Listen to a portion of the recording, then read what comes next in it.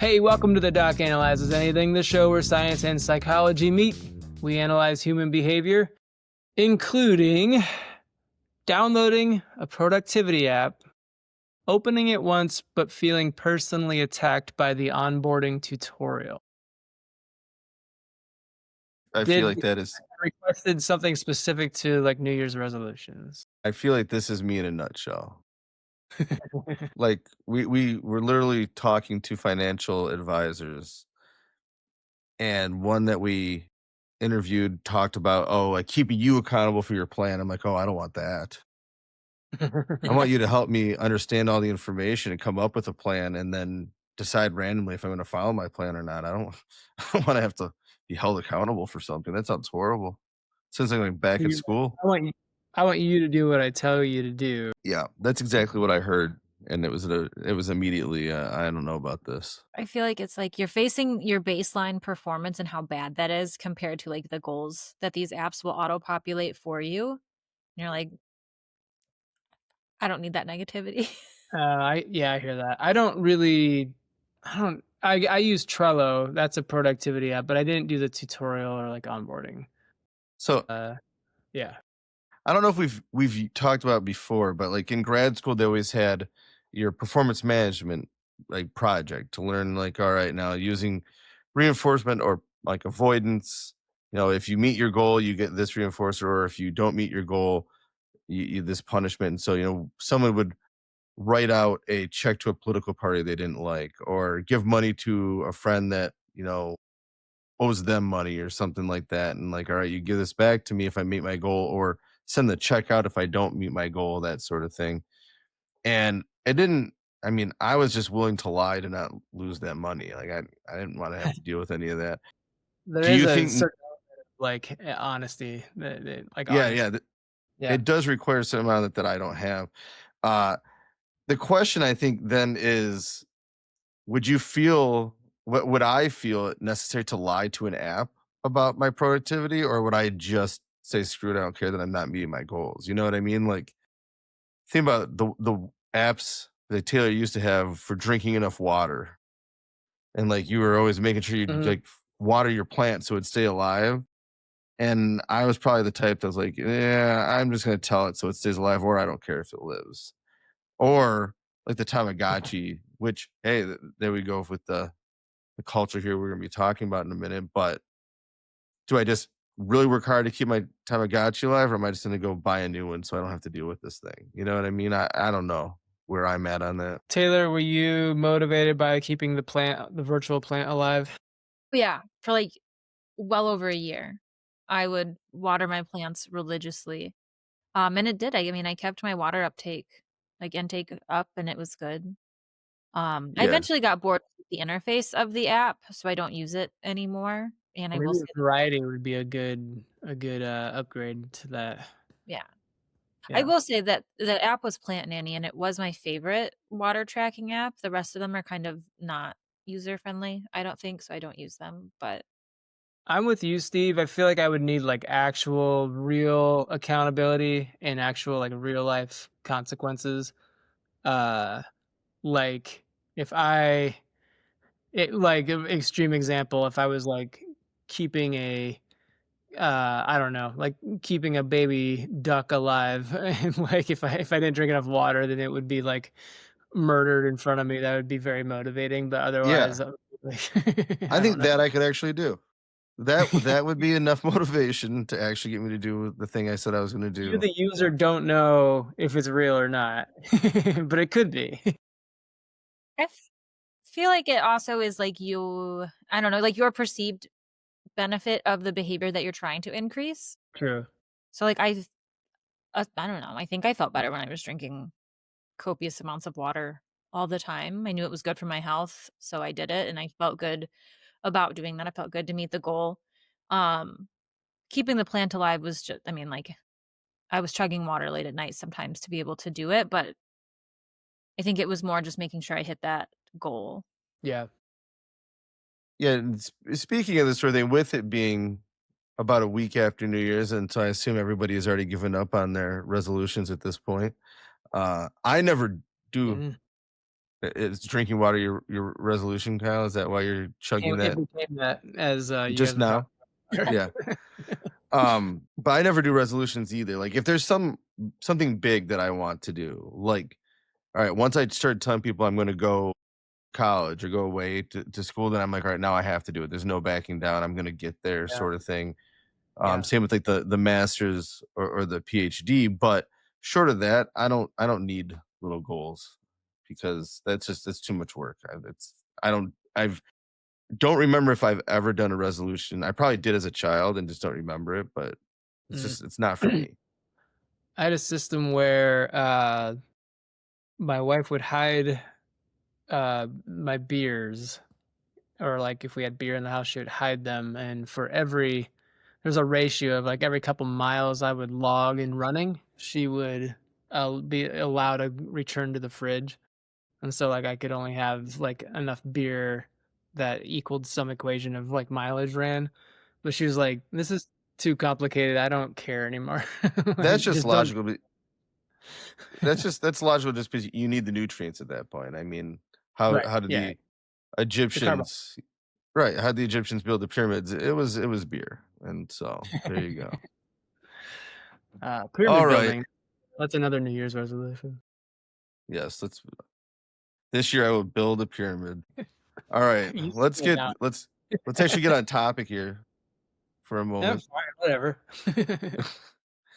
Hello, everyone. I am your host, Dr. Steven Sparks. With me, as always, my co-host Kyle Sturry, and again with us is my wife Taylor Sparks, both behavior analysts. So hopefully we won't get too sciencey on you all here without a lay person to keep us on track, but we'll see.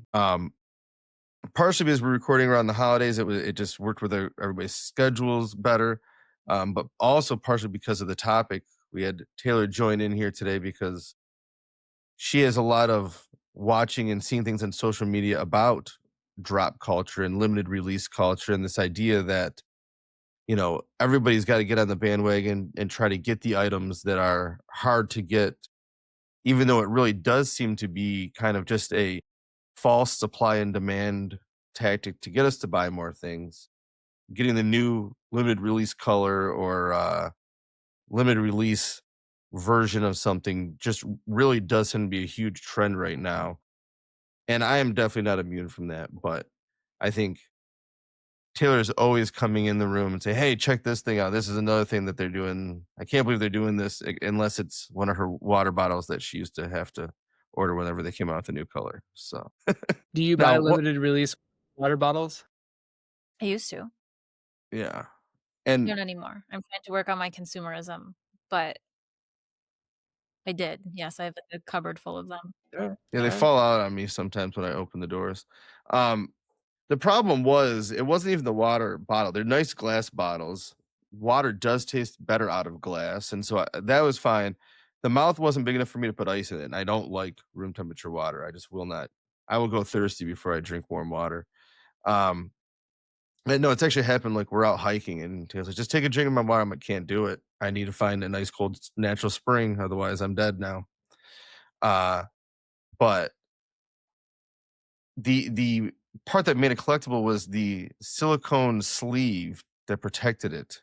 They came out with different, like some were spiky, some were like had bumps on them, some had ridges, so one glowed in the dark. And so you have to buy the whole bottle just to get the sleeve. Were they more expensive than the, like, usual? I mean, they weren't cheap. Um, yeah, I mean, it was probably like on par with like your Awala, your Stanley, things like that. But I mean, essentially at this point, you are just paying for like the silicone sleeve that goes on this glass bottle because it Yeah, is I just guess, like, glass. how does a water bottle company who, like, builds very durable, like, items that last forever, like, and how do they maintain unless they, like, make some contrived scarcity, Mhm. like that? I It was mean, a you good see gig. that with. Oh, go ahead. I said it's a good gig too because without the sleeve, they're not durable, and so you need the sleeve. Otherwise, it's just glass; it's going to break. But now, all right, now do you have this sleeve though? And that is interesting. I like how Well, maybe iPhones always like, iPhones could be indestructible, but they don't make them indestructible. There's products that make them less yeah. Sorry, Taylor, go ahead. I would say then that's kind of what drove me away, in part from just, like, having a cabinet full of these bottles, but kind of seeing through, like, the marketing of, like, okay, so you're marketing this as, like, being better for the environment and so much better than drinking out of plastic, but at, like, the same time, like, every other week, there's, like, a new color drop that you're just, like, pushing on people, Hmm, yeah, and so, like, the hypocrisy of the marketing kind of became clear to me, and I'm like, I don't love this. This is really driving hyper consumerism because there's also like a lot of hype of like some are limited edition and like, oh, these will sell out really quickly. So if you want it, you need to do it right now. Like the glow in the dark one, which I did get. Yeah. when And you feel productive just by, like, securing the item, like, nothing actually changes, like, nothing actually is different about your life or the product that you have, but, like, the reinforcement is more of, like, reinforcing like, making a split decision or, like, Or like, buying into the system almost. yeah, or like the thrill of like, there was like this sense of urgency, this like deadline of like, and I think where sometimes brands market things well is like when they're like, oh, well, this is going to sell out, but like they don't tell you when. It's like this false sense of urgency, this like unknown deadline that you have to act. And you like basically have to act as quickly as possible if you want to get it because you don't know when Yeah, it will no longer be available. Like it drives that behavior and kind of makes you make decisions, doesn't really allow you to like sit and think on the decision. Uh, interesting. so also, sometimes though, you see companies doing it where they're trying to create this feel, but there is no actual deadline. There is no actual scarcity. And so like I get random ads for like, all right, I ordered this candy randomly one time just to see what it was like because it was lower sugar. And now I get these ads. It's like, all right, only 5 more cartons to go, and then it's gonna be all out. And like, really, you're just gonna not make this candy anymore? You're full of it. Like, what are you talking about? Those, but then there's like the grapes and stuff that are like covered in the sour stuff. I can't remember what they're called. And like, Fruit Riot. yeah, those are amazing. And again, I always put it out there. Who knows? Could be horrible people. Maybe it's a cover for white supremacy. I don't know. But the You fruit gotta is be careful great. who you endorse. Steve's very careful about who he endorses. Yes, but it tastes wonderful, and they are hard to find right now. And so, is this a true scarcity, or are they just trying to ride this wave of everybody being excited about their sour fruit? Because that's the sort of thing where I'll just keep buying it. I will never stop buying it until I hear what horrible things you're involved in or something like that. So, So um, it's really not about supply and demand at all. Like, well, it depends. because Maybe I don't know. Like, it doesn't seem like you're gonna have a shortage of grapes usually. Like, I know there's a growing season, but I've rarely gone to the grocery store and not found grapes. And right. like, I've never gone and not found Sour Patch Kids or sour candy. And so, if you're combining those two things together, maybe you just have to ramp up production to meet the supply or the demand, or maybe it really is just like they ran out because they didn't expect to be as big as quickly. But that other candy one, it was like obvious, like, no, this is just you trying to sell more things around the holidays. Um, but there is something about it being a uh more of a scarcity as well, like especially during COVID, buying beer and like you couldn't go to the local brewery. You couldn't get anything but the normal stuff at the grocery store while you're buying your necessities because that's the only place we're allowed to go. And but the local breweries would do special drops of beer, and you had to get on their website, and sometimes within 3 minutes it would sell out like a quick drop. There were some that I wanted to try that like I never got to try. And so then now you're waiting for the next one and you're like, I remember one time we were camping and I drove to town just to have internet connection just so I could try to get this beer that we really liked. Then the place ended up going out of business because they tried it's another lesson in economics where they tried to expand to mass production Mhm. and went away from this limited supply type feel, and it must have at some point lost its luster because people weren't necessarily standing in line. There was no longer selling out within minutes, and they weren't buying their produced stuff either, and they went under. And so there is something to this. It does seem to work for a lot of these, like the breweries at least that we've seen with the limited releases. But you'd still think if it's that good of a product, making enough for everybody, you'd sell more in the long run than selling out quickly. So I'm not sure where there's got to be a boundary, like a line there where if you have a good enough product, then people will buy it regardless. But it makes your product more reinforcing or seem better to make it limited edition, Yeah. Yeah, I Yeah. especially definitely think that there is something about it being difficult to obtain, or like you have to put in a little bit of work to obtain the item that you're trying to buy does in the moment, I think, increase the reinforcing value, even if that value doesn't translate over to like when you actually have the item. and some of those beers are really good. So I would have bought them regardless, but I would not have driven to town to jump on and try to buy them before they sold out in 2 minutes. And since we want to keep this a little bit scientific here, we did this as a hopefully a little bit more lighthearted episode in between the harsh reality of me telling everybody that humans are stupid last week and whatever monstrosity I come up with next week. Um, but we'll still try to make it a little bit scientific for you all.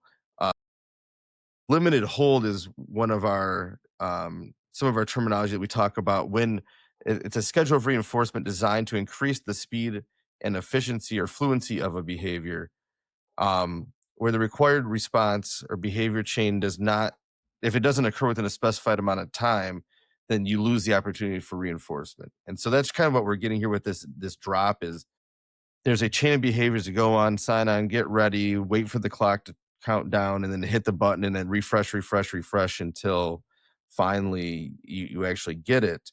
And that's really what we're talking about here is the fact that this limited hold is somehow creating increased motivating operations or creating a motivating operation, increased motivation to buy something that maybe you want anyways, but you want much more now because it's harder to get.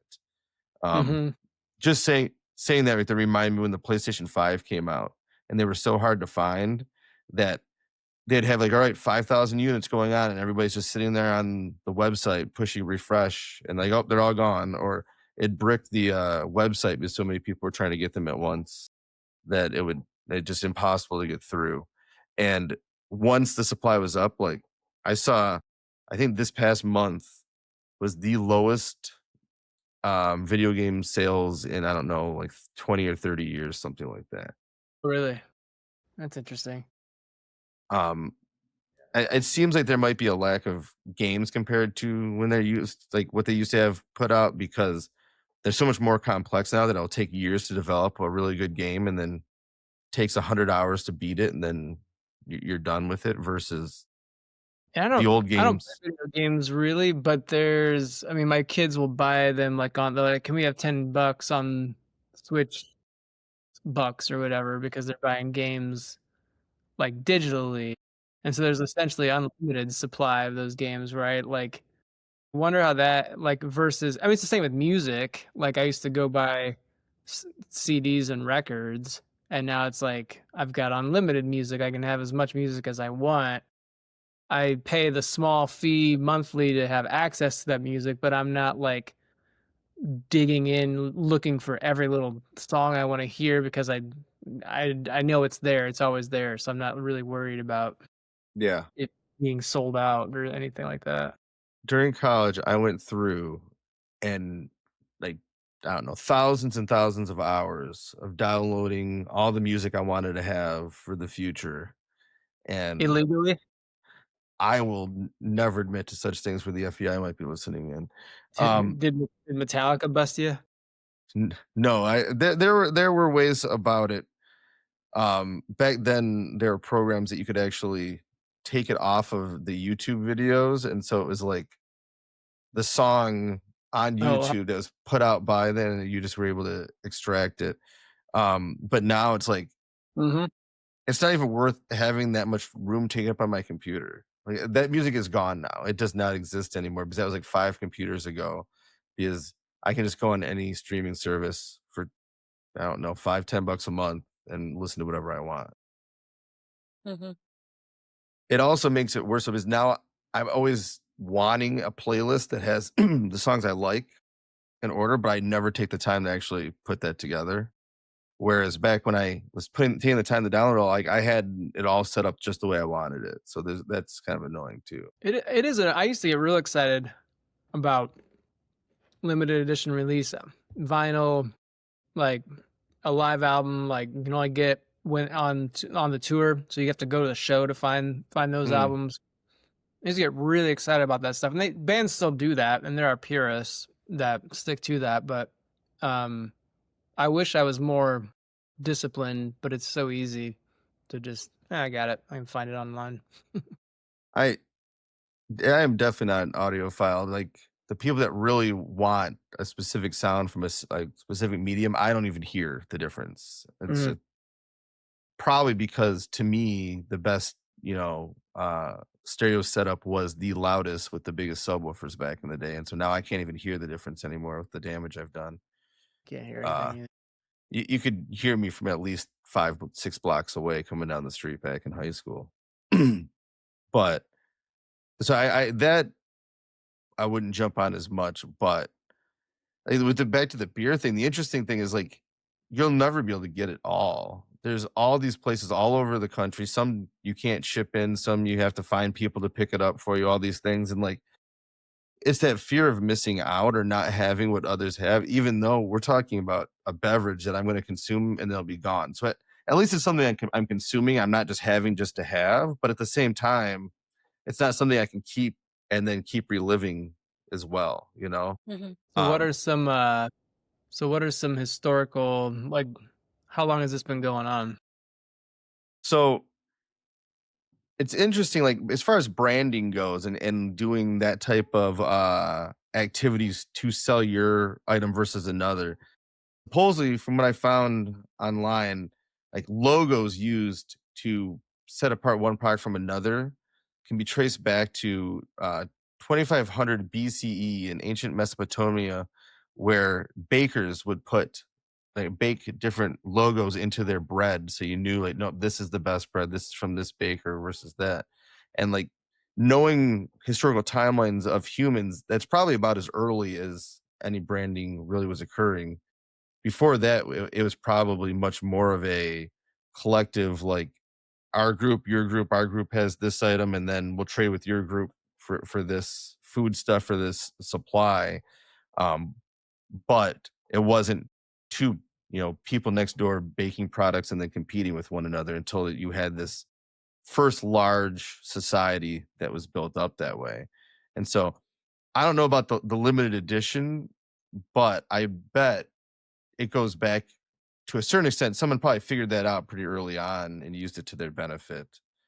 Um, but the first example I am super aware of, at least in American culture, is the Cabbage Patch craze back in 1983. These, limited edition, like things people wanted, definitely like existed before then.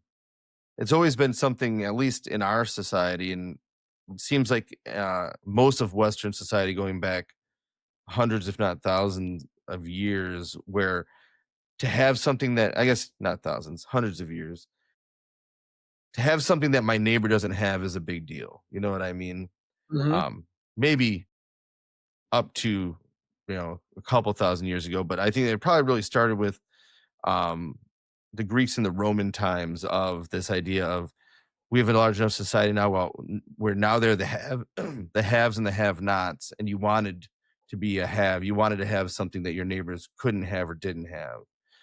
Um, but Got my from what I could cabbage. find, Cabbage Patch Kids, 1983 was the first time it was full-on warfare, people battling and beating each other up in stores and trampling like store clerks to get their hands on this doll that was Nice. not going to be enough supply for the Christmas season that year. What an interesting thing. Did you have a Cabbage Patch doll, Taylor? I did not. That was a little bit like I was not alive in 1983 when the craze hit. Neither were we. I was almost alive. You guys were like Yeah, barely almost. I had one, but I don't remember it. But it was like a few years later, and so there probably wasn't the craze. We didn't have those. I mean, I had other dolls. We didn't have those. I remember the Tickle Me Elmo. Like, Mhm. I think I was too old for that, but I feel like we probably had one for one of my siblings. But I remember people getting crazy about I mean, that. yeah, and, like, Cabbage Patch, Tickle Me Elmo, like, even the Labubu, which I know is your thing. It's not my There's there's it's your thing. You are a Labubu fanatic. I Uh, don't even have 2 anymore. I gifted 1. but there's an element of scarcity with the Labubus too, right? Like, you, like, get them before they're gone? Yeah, so what they do, Pop Mart was really smart with this. So it's number 1, they do like a blind box. So you don't know what you're getting when you buy it directly from Pop Mart, which in my kind of what I have gleaned is one of like the only ways to ensure you're getting like an authentic one. And so that's really smart because you have people who are just going to buy box after box after box looking for a specific one. Or you can buy like a full case of them. So you can buy like a set of 6 of them. But then they also like the drops sell out so quickly and like it really is like a whole experience buying it on the app. Like it What is the app? What are the drops?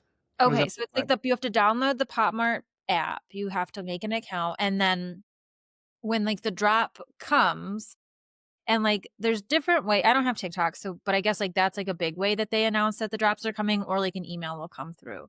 Okay. And then you have to go in and you have to basically try to get a box, but there's like timers for like when they're available or when holds end on certain boxes and like you're trying to get them before somebody else gets them. Like it really was like an exciting experience. Like I bought one mostly because I just wanted to be able to get one in that way and it was exciting. I mean I ended up gifting it to somebody else. I'm But I'm watching a video of this. it is, I mean, like the marketing strategy is genius because it creates this like this unknown, you don't know what you're getting, and so if you have a specific one that you're looking for, the chances of getting that kind of on the first go are really low, so you're going to end up buying more than one if you're looking for a specific one most likely. They also have like a secret labubu for each collection that they have, so it's like one in every 50 you have a chance of getting like this secret one, so people are buying like case after case trying to get this secret labubu. Wow. And then by doing like these limited drops, like it makes it like an exciting experience. Like I think back to like when I was in school and talking about like casinos and gambling, like all these different things that they do to make gambling like an emotional, exciting, like fun experience. And I don't have a lot of experience with gambling. I've done it twice, once in the Las Vegas airport and then like once in one of the casinos in Las Vegas. Um, You did 3 but times because there's it that is, time it's that you with the whole family you're went right. for That was Christmas, and we got our free $50, and then you decided, "You know what? I won 100, let's and I leave." won like $100 and then I wanted to leave. Yeah, and I'm like, "That's free $100. We might as well just throw it all on black or something," and she was not happy with that. No. Okay, so 3 times. And I don't love that, but it was exciting buying my Labubu. The excitement of buying the Labubu was better than the excitement of having the Labubu. But how does Uh, that start? Like, anyone can make I can make a doll, but I don't know how to manufacture demand for it. I don't know. That part is I think it's just got to be that like the right people have decided like I like this, this is cool, and now these influential Mhm. people like hold status in this realm, and I don't know how people get to be those people, but you have somebody famous or somebody popular who has this Labubu and everyone's like, what is this weird little like ugly little monster keychain you have, like where did you get this, what is this, and then all of a sudden everyone wants one.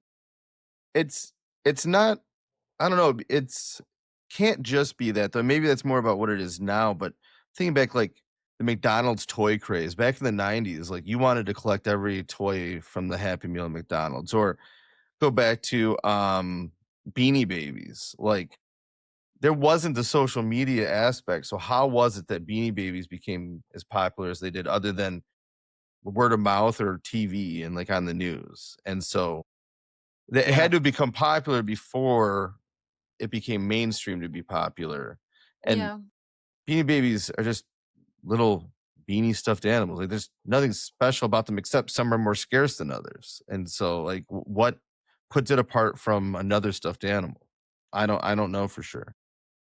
I mean, maybe it's just that they're, like, marketed as being collector items. I'm thinking too of, like, sneaker drops. Like, when I was Googling before this episode, like, I think it was the Air Jordans that they were talking about, where, like, those are released in, like, limited batches, where, like, we're only making 500 pairs of this specific sneaker, which is going to drive that demand. And again, like, that's kind of what you were talking about, this basically artificial demand. Like, you are creating this scarcity on purpose to drive the value of this item. This says Yeah, Beanie Babies became popular through a perfect storm of deliberate scarcity marketing, the rise of eBay, passionate collector base, and key promotions like McDonald's Happy Meals. They made limited editions and retired different toys for resale. yeah. And so the limited edition part works. I'm just thinking like how do you get it like TY, I don't know if that was a big toy company before or if they're owned by a bigger toy company or what have you, but how do you get to be popular enough to get a deal with McDonald's to then just send it over the top is like where I'm wondering back in those days. Like big toy companies, they could put it out there and make it known. Like before Cabbage Patch, it wasn't like the fighting in the stores, but you had Barbie or even the Slinky when it came out was supposedly a huge craze. Um, but like Barbie is a big enough, it's owned by a big enough company that they can just get that word out there. Like, look at this doll and create that hype. But Labubu, assumingly, is its own small company. How would you even get that out there back in those days? You know, that's the question. I Mhm. don't know. I mean, Pop Maybe Mart not. makes other things. I had never heard of Pop Mart prior to Yeah. the Labubus, but it is like a well-known company in maybe more popular in other countries. Yeah. And it could be that it was that large. I was like the Pog craze in the 90s. Oh man, I Uh, had some pogs. I still have a lot of Pogs locked away somewhere at my parents' house. Like, You do? I'm, That would be fun to bust out. I can't imagine anybody got rid of them. Like, the craze hit. My dad bought a bunch for me to sell in elementary school, and then they told us we weren't allowed to sell in elementary school, so we started trying to sell them at, like, around town, different places, and then the craze just died out of nowhere, and so there are probably a lot of Pogs in containers over and around, but I also had my stash of, like, all the best slammers and everything. I had a Um, slammer with like a 3D hologram skull in it, and I was the talk of the bus on my way, listening to Ace of Base on the way to school every I morning. I had one that had a picture of O.J. Simpson behind bars that said, "OJ's in the slammer." Oh no, it's not marketed towards kids. Do you know where Pog came from? I want to say the primordial ooze, but I don't know. I have no idea. So I looked this up. I don't know why uh, I looked it up. Pog is a flavor that we often see in like beer and in juices and that sort of thing. And so I didn't realize that it stands for, I believe it's pomegranate, orange, and guava. And it Passion was fruit. passion fruit. Yeah. Okay. Yeah, that makes more sense. Anyways, and like there was a popular drink in Hawaii, and they take the little foam discs from under the lid and Oh, play with those, and that's why it's called a pog. Now, like we were always told it was the foam disc under the milk caps because here in the rest of the United States, I think it was like in the 70s, it became popular to play with those and play this game with them. But the name actually comes from the flavor profile or the juice in Hawaii. Wow, But didn't know anyways, that. the Pog brand is why I really brought this up. Is it there was a craze there? Yes, they had been popular a couple decades before, but you wonder how something that small becomes as large as it is that quickly as well. Yeah, and like, do kids these days even know what Pogs were? I don't even know if anybody's I talking about doubt them. it. And I don't think there's probably any kids listening, but we can tell them that just the little Kids. uh cardboard discs with different pictures and different things on them. And then you'd use a heavier plastic or metal slammer and you'd hit them and whatever, like if you hit them with the slammer, whatever one flipped over, you got to keep. Mhm. I actually we've definitely brought this up before, I think, because I'm pretty sure I've ragged on Chad. It's one of the first times I went to his house to play as a kid. He asked if I wanted to play Pogs for keeps, and I had to remind him that they were all his Pogs, and so it didn't make sense for us to play for keeps. But Life that's just how was in nice of a it that's was how nice intense. of a person Chad is like I try to get like pit him against Brad so they'll battle each other, and like his insults are barely insults. He's just too nice. So That's awesome. Pogs. Pogs. Uh so I was reading up on some of the other, historical um examples, and this isn't necessarily old, but something very interesting. There's a Japanese butcher who has a wait list of 40 years or almost 40 years for specialty Kobe beef croquette. What is a Kobe beef? I don't know what any of those 3 words mean, So except for beef, kind of. Kobe beef is one of those like highest level, high fat content. I believe Kobe is the one where they like are actually massaging the cows to make the meat more tender and juicier for when you cook it.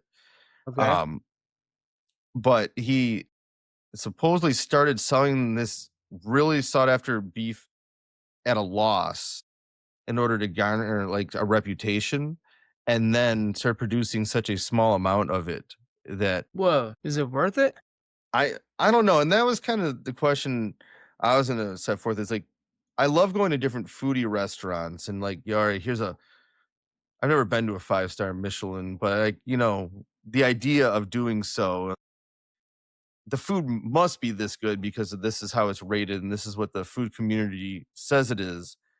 But Yeah, you wonder how much of that is just expectation and assuming it has to be that good because of how scarce it is or how much it costs or the rating it was given versus how good it really can be. Like interesting. been to a few foodie places where it's phenomenal and it really is that good of like mixing and balancing flavors and building complexity. Um, but is there really a next step or is flavor just flavor? You know what I mean? Like there's got to be a cap to how good something can taste. Plus, it's individualized some as well. Like, can there really be something worth waiting 40 years and paying maybe thousands of dollars for? Or am I just gonna be like, this is good, but the steak I get from the local butcher is just as good. Yeah, I mean, it's not like you're sitting around waiting by his door the whole time, but it's also, like, probably super expensive. Yeah, like, there's a restaurant near us that I don't know if you can even get on the wait list because they only do it a month ahead of time. But every time I've looked out there, it's like already booked for the next month. So like, I don't even know if it's possible, unless I you could want to get on do a like eat dinner at 3 p.m. or 9 p.m.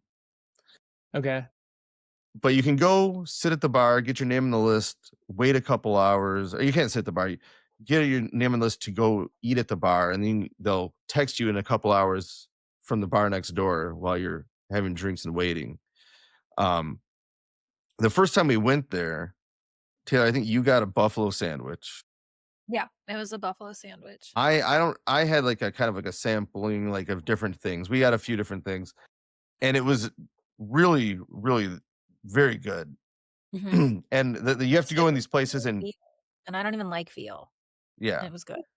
you have to go in these places and be like, you don't ask what you're eating. They're just gonna set it in front of you and you get the flavor because like sweetbreads, we learned that day that what tastes like the most like delicate, flavorful adult, chicken sandwich or fried chicken or whatever it was I've ever tasted was Chicken actually nugget. Yeah, chicken nugget was actually thymus gland. I had no idea that that's what I was eating at the moment. Thymus. Yes. Like a Um, cow's land. yes. But I learned so much with you guys. the sandwich that Taylor got, like the sauce was good, the meat was good. It all like yeah, I tried little bits individually.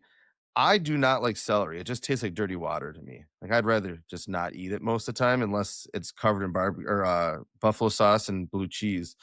Um, but I took a bite for a sandwich. I'm like, that's really, really good. Like, I can't believe it. And then I'm like, all right, I'll add this finely minced celery on it just because it get the full picture. And that flavor that I don't normally like somehow mixed with the other flavors to send it like out of this world. You know what I mean? And that's the type of flavor that they were able to build there. But you're just talking about a piece of really good beef. And can you take that to the same level as like a chef basically trying to create a piece of art out of something that seems like just a plain old barbecue sandwich or buffalo chicken sandwich, you know?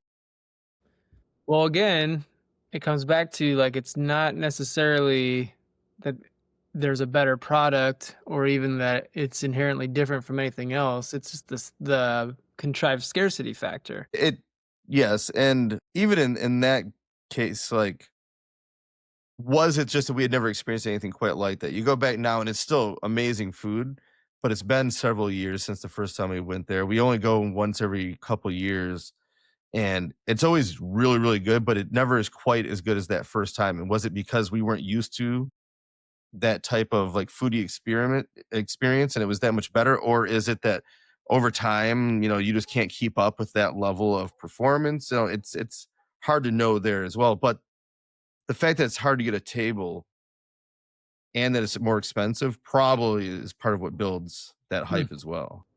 Yeah.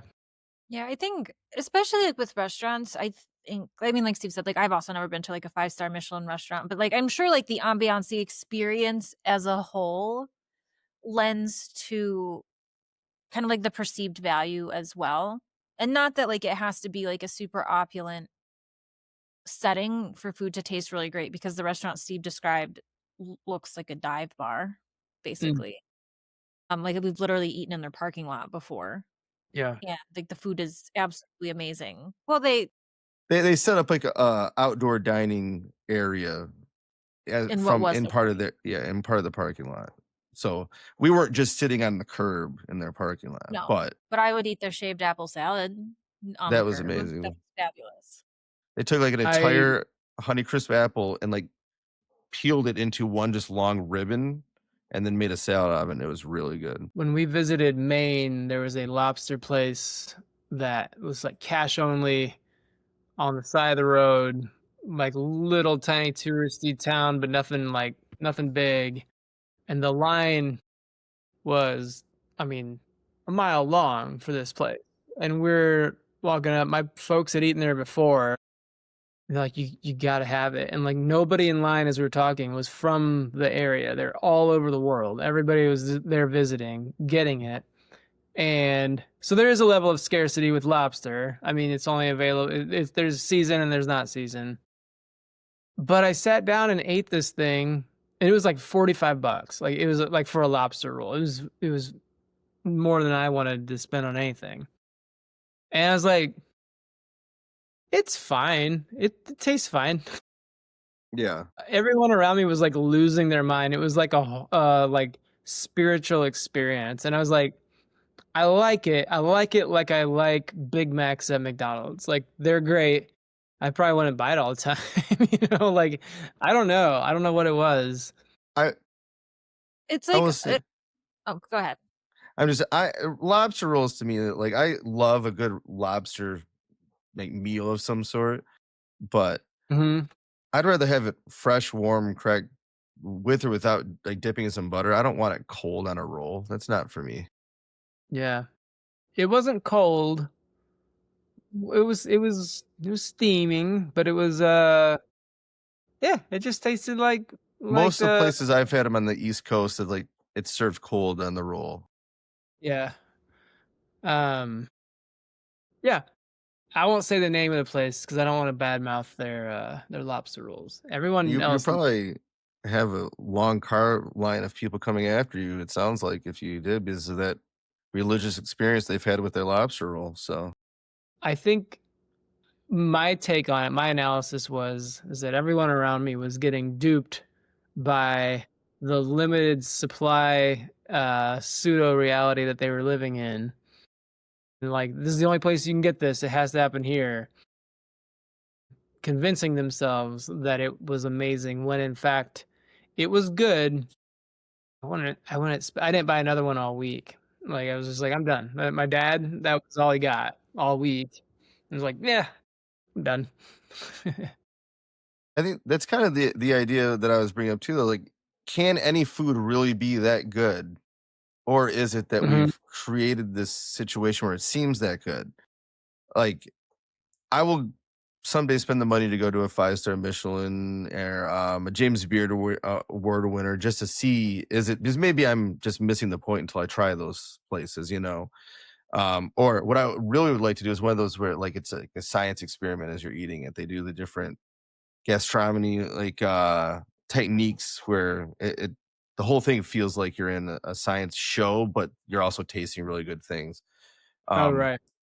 but I'm going to be skeptical and try to think of it clear headed as I go into it and be like, all right, is this the hype or is this really that good? You know, Right. staying with,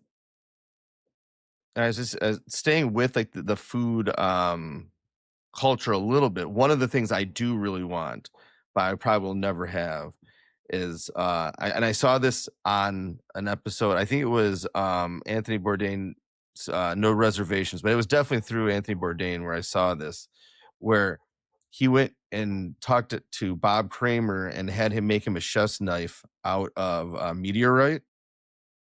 And so I've always wanted one of Kramer's knives, and he has sets with like bigger production companies now that you can get. There's still hundreds if not thousands of dollars, but if you go on during his limited release, he makes one like every few months or every 6 months, one knife, like, and it goes as auctions for like tens of thousands of dollars for one chef's knife. It's made out of actual meteorite? Oh no, that just that one was. They're not all of them are. Some of them are, some of them aren't. But that one he made for Bourdain on that episode was, and like, but you know, they make amazing chef knives, and like professional chefs aren't using a knife like that because it's going to dull out. They'd rather have something that's going to last them a couple years and then get another cheap one to stay sharp rather than that. But they are very cool, high design, really nice, but there's no way it's worth the money. But I still want one just because they seem like they look so cool. You know what I mean? I mean, it sounds really cool. Yeah, like super high layered Damascus patterns through the steel. It is very cool, but there's no way it's worth more than a couple $100. You have I see in your notes you mentioned the Premack principle. Yeah, so I was wondering, it does apply to an extent, but it might help us explain why things that we can't uh access as frequently, but we want to, it has a higher level of reinforcement, may reinforce behavior to get those items that we wouldn't normally do. You know what I mean? Like, there are very few things I'm standing in line or waiting online and pushing refresh for repeatedly trying to get access to. So Mhm. the pre-mag principle is that any response, we'll call it response A, can reinforce any other response B if the independent rate of A is greater than the independent rate of B. And so basically, if there's an activity that I can or I want to or I frequently um have access to, and it's not something that I necessarily want to do. Sometimes it's something negative that I don't want to do.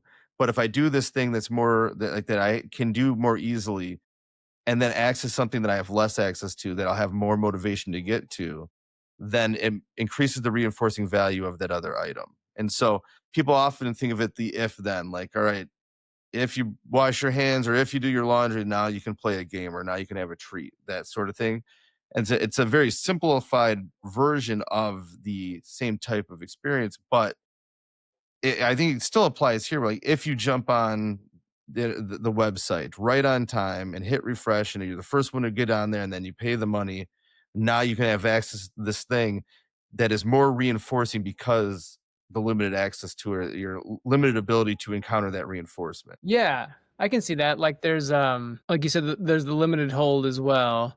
But yeah, I always hear the Premack principle in terms of like the vegetables, like eat your vegetables before you can Yeah. have your Well, candy and things like that. So yeah, there's like some there's the yeah. simplified version of how we tend to use it versus the what does it actually mean scientifically, and that's kind of what I was pointing out with this is it's not the way we talk about it normally, but it really is just the opportunity or for a more frequent reinforcer to increase the motivating operation for the a second reinforcer, and therefore creating an artificial motivating operation, which I know we go over this every couple episodes, but it's any change in the environment that increases both the reinforcing nature of the reinforcer as well as the amount of behavior that you're willing to put into try to earn or acquire that reinforcer. And so, No one to quiz today on that one.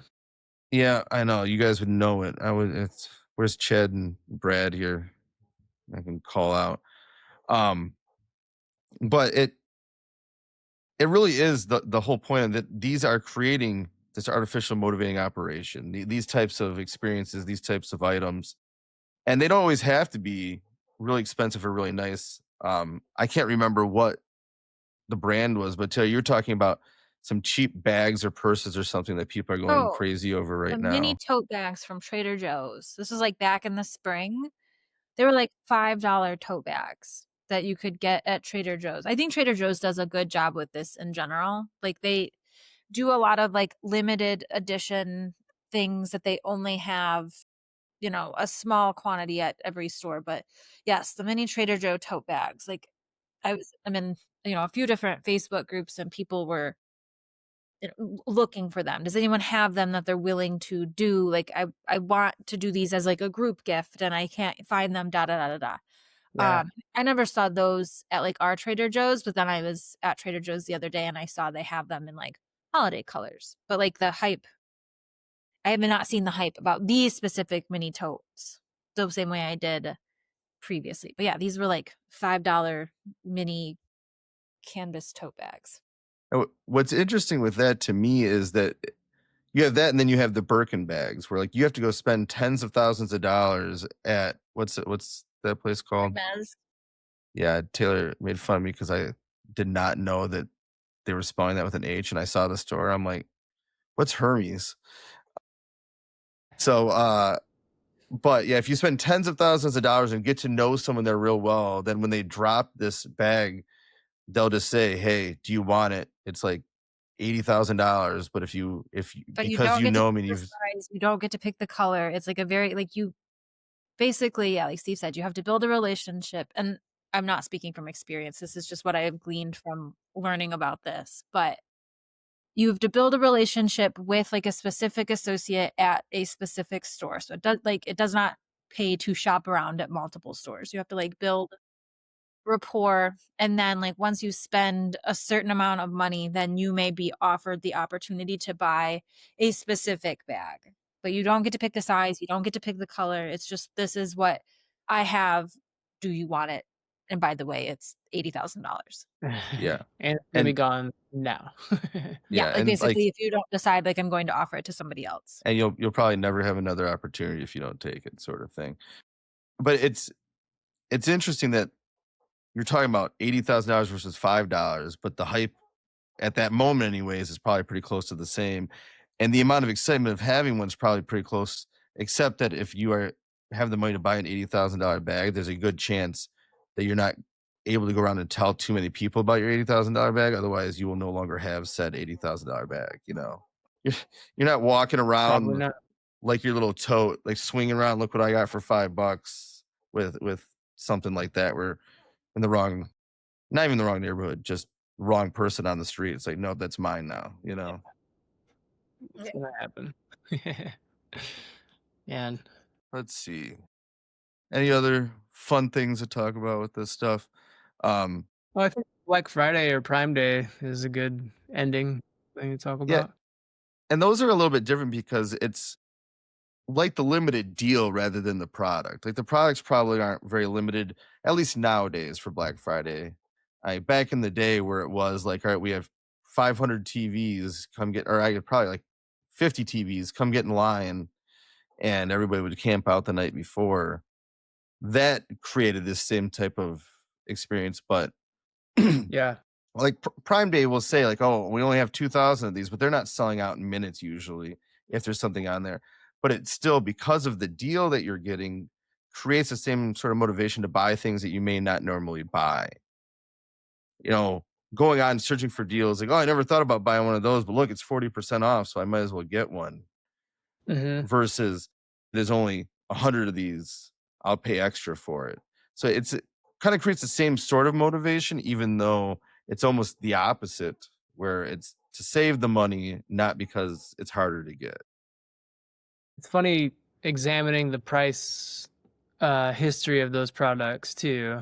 Like, they're essentially in the last year usually are times in which those products are similarly priced, at least on, like, the major, retailers. Yeah, and it's so much different now too. Like I remember my friend was trying to get, I think it was Xbox 360. I was looking up what year it would have come out. I think that was 2005. And so um he's camping out. I didn't have any money. I couldn't go buy a new video game, but camping out, we all showed up there.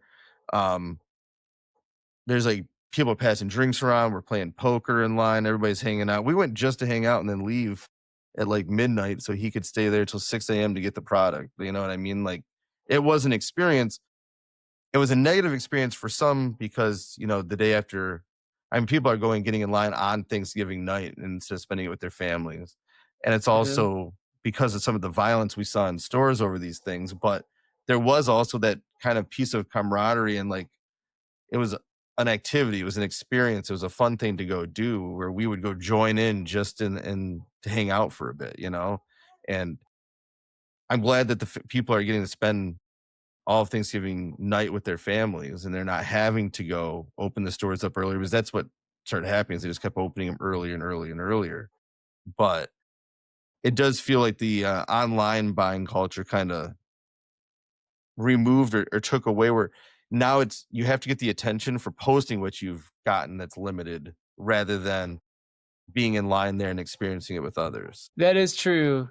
It's never there's n I mean, at least in my experience, I will look at those sales and I'm never thinking like, "Oh, this is something I really need." Like, I've really wanted this thing, and now of all times, it's, like, the lowest price ever. I can finally get this thing that I've needed. It's always just like, "I've never heard of that. That sounds cool," or, like, "I've seen these around but never wanted one." Like, all of a sudden, this, like, idea of a limited time offering is, like, the EO that all the EO it takes really for that to suddenly become a valuable reinforcer. Yeah, I always wanted to go get in line at one of the great TV deals because I never had like a nice TV. You know, like my TVs were at work, but like my friends were always getting these flat screens for really cheap back in the day when we still had box TVs and that sort of thing. Um, but now that's all they make are the nice ones. I can't tell the difference between one nice TV and another, except that for some reason when I walk into like Costco or Best Buy, their TVs look better than mine, and it's gotta be just what they're streaming on them or putting on them at the moment. Um, but it's something like the draw of those types of deals is gone because of the fact that I don't know, the TVs, the video games, it's the deals don't seem as good, or if they are as good, everybody's doing them, and so it's no longer like, "Look at this one thing I can find." Right. Whereas Prime Day does kinda do that with some of those products where it's like, "Nope, this is a really good deal. I'll never see this again, even though I may never want this." You know, it's seems kinda different, but I think, like, maybe it has to do with the fact that, like, with online shopping, like, you can really quickly, like, price compare across multiple providers, and, like, they can also do that, and, like, I think historically, like, a lot of brands have done price matching, so if you went to buy something, say, at Target, but you brought in an ad from Walmart and you're like, "Look, they're offering it here. A lot of times, like, they would price match it, so you would buy it from them, but I I get what you're saying, but I feel like because we have the access of, like, the internet all the time, like, we don't it Yeah. doesn't feel as exciting because, like, someone's always having a sale on something, and very rarely can you get something at, like, an extraordinarily good deal that's not being offered somewhere else unless it's, like, a brand or, like, a dealer specific not a dealer, like, a store specific, like, coupon. Like, I'm thinking, like, Sephora does, like, their Sephora sale, like, twice a year, and so, like, there's, like, a bigger ticket item that I've purchased that, like, I wanted this for a long time, and I bought it from the Sephora sale because I got it for this percentage off, and, like, that doesn't happen, like, anywhere ever. Yeah. Or, like, when we bought the bike trailer, like, we bought that because we had a specific 20% off coupon for a specific store that sold that, so we're gonna buy it because, like, this store is offering us this and we get to pick what's on sale. I almost feel like nowadays I'm disappointed that I don't find a deal I want, like around the holidays or that sort of thing. Like for years, I'd see these DeWalt tool sets. I'm like, oh, I could use like most of those tools that I don't have, and that'd be really nice. And now, like, I've piecemealed my tool set together over the years where I don't need most of them, and the deals don't seem as good as they did back in those days, like when I was first seeing them when I couldn't afford to buy the big set necessarily. And so I'm always like, oh, cool. Black Friday, let's go to the DeWalt website or one of these other websites and see if they have the package that like would really hit all the needs that I have. And I'm like, either they're not a great deal, they're still more expensive than I want to spend, or I already have the tools. And so I feel it's like a microcosm of my disappointment whenever these times of years come around that I feel left out that I there's nothing there that I really want to get a good deal on almost. Which I feel like is interesting because how much of, like, these good deals that people are getting are you kinda like you said, Kyle, like, are you buying things that you actually want? Are you just buying it because, like, it feels like you're getting a good deal? Like, my dad might listen to this, but my mom jokes all the time that, like, my dad will go to the store, and if she doesn't make him a list and, like, be very explicit that you have to stay with the list, he'll come home with all kinds of goodies and treats and things because, like, they were on sale. And I was like, "We don't need any of this." Yeah. Last time Uh, I went to the hardware store with your dad, I almost left with a ladder scaffolding set that also worked as a like sawhorse just because it looked like it'd be I really bet he was cool. And hyping you up about that too. He probably wanted you to buy that. he didn't overtly, but I could see there was a little excitement, like, oh, we could build some stuff with this. So it is interesting though that the way that sales can get you to buy things that, like, you don't really need or, like, the sets you're talking about. Like, okay, so, like, there's all these sets of tools, but, like, how many of them do you really need? I mean, I'm not, like, a big tool person, so I don't know, but I'm thinking of, like, sets of things that, like, get marketed on, like, my social media feeds, and I'm like, "Okay, well, I want, like, 2 of those things." And so in reality, it would be cheaper for me to just buy those 2 things, even if I bought them full price, than buying this, like, whole set of things on sale. But I feel like I'm getting a better deal if I buy all this stuff that, like, I don't actually want or need. I tell you what, and I'm gonna be judged for this, I think, but uh, when I need a tool that I don't have, I've got some basic tools. When I need one I don't have, something specific to the project that I'm doing that I'll only use once in my life, won't need for years. Uh, I like to rent things from Walmart, and by that I mean use them and then return them back in the original packaging. The kids working at Walmart customer service do not care what it looks like when you give it back. It's really more on them at this point than me.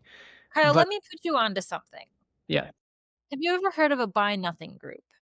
I'm I'm sure I'm on hope them.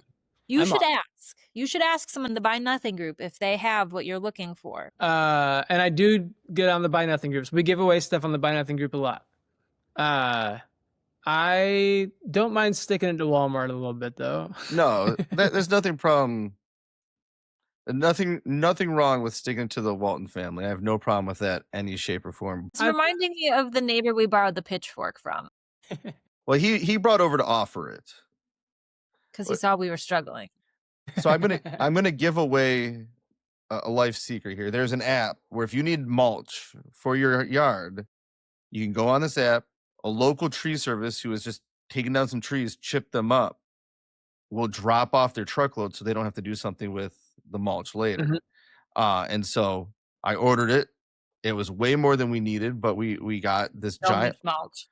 and you don't always get to control the quality either. Like there may or may not have been some roadkill that had gotten thrown in with it because they're cleaning up a roadside at the time, whatever. It's But not an Allure. Yeah. either way, the neighbor comes over that we've never spoken before. Hey, I saw you deal with that mulch. I did that last year and I bought this pitchfork. Here you go. And it worked really well for it. You know, I mean, and it was great because I got a tool that I didn't have to go buy and he got to show off his tools. And so that's what I'm getting at. The whole point of like, I usually will do a project and I'm like, I'm not going to take the time to go to the store and go buy this tool that's going to make me do this much better, much cleaner, and much faster. I'm going to then instead do like a hack job trying to save 5 minutes that I'm actually going to take 2 hours to save. Um, and that's where the tool sets come in. It's like, well, if I just had that, then it would have been much easier. But I'm just saying I've got a whole unit of those tools, and I just keep it about 3 miles down the road at mhm. Walmart. And that is good. When I need them, I just say, "Hang on." But their organization is a little better than Steve's too, because I know that there are tools that he's lost. It's not as bad now that he has a tool bench, but And I if know they there are get tools. stolen, it's like no skin off my back. So really, it's a better system. Uh, All right. Any other strange, fun, interesting examples? I think we've gone over a lot. Like I had written down like some cars, like collector cars, which is just a ridiculous example, but it is something that people do from time to time. Uh I was going to mention the pajamas. There's like a set of pajamas that people spend thousands of dollars to get every print of their limited release and then like post about it for kids. But I think we've kind of touched on it all enough. We're probably just beating a dead horse at this point if we're talking about it anymore. it was an interesting analysis of it, though. I'd Yeah. never really thought about what was actually at play when I saw those things. So, any other thoughts to end on here before I close this up here? No. Wrap it up. All right. Well, now that the holiday wars are coming to an end, you can go return all your items you've gotten that you didn't want or didn't actually need, like Kyle does, and try to find a way to enjoy the come down after the holiday season that seems to get us all excited. And then after New Year's, it almost feels like not to say a letdown, but kind of a hangover from what can be as exciting now for the next couple months, except my upcoming birthday and uh, Groundhog's Day. Can't forget Groundhog's Day. Um, but so just try to look on the bright side. Try to look towards the positive. Enjoy the little things is really the most important. So life doesn't fly past you, and just be careful out there because you never know when you're gonna buy and return too many used items, and the Walton family may just show up on your door with a team of lawyers or worse, like they will to Kyle here eventually. So just be careful out there and enjoy what you can. Sir, can we speak with you, please? We're gonna need you to step into our limousine and never be seen again.